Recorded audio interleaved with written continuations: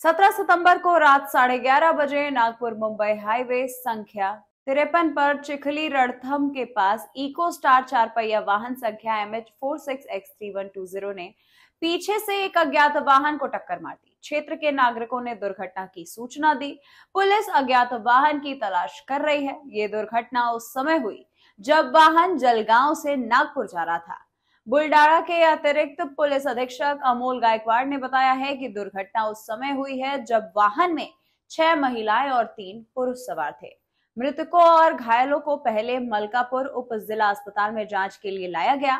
घायलों में से 4 को इलाज के लिए जलगांव में ले जाया गया है, वहीं एक बुलडाणा रेफर कर दिया गया है। चर्चा है कि गाड़ी में सवार महिला कोलकाता की रहने वाली है और मदद के लिए गए जो लोग थे उन्होंने ये जानकारी दी है। MIDC पुलिस निरीक्षक हेमराज कोहली और मलकापुर शहर पुलिस निरीक्षक गणेश गिरी ने नागपुर मुंबई राजमार्ग पर अफरा तफरी मचने पर यातायात सुचारू करने के लिए युद्ध स्तर पर काम किया। इस वक्त प्रशासन, तहसील अधिकारी उगले और अतिरिक्त पुलिस अधीक्षक अमोल गायकवाड़ ने भी घटनास्थल का दौरा किया।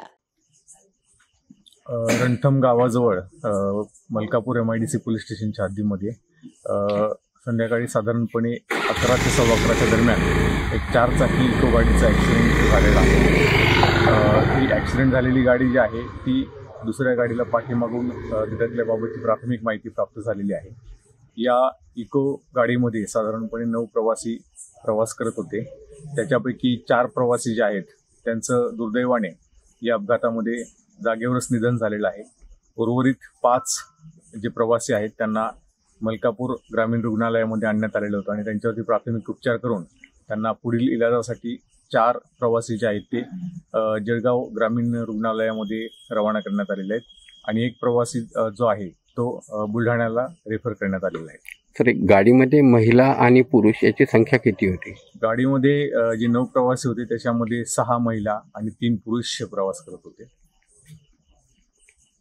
जी मीडिया टुडे के लिए मलकापुर से अनिल कुमार गोठी की रिपोर्ट। फिलहाल इस खबर में इतना ही। बने रहिए हमारे साथ, देखते रहिए जी मीडिया टुडे। नमस्कार।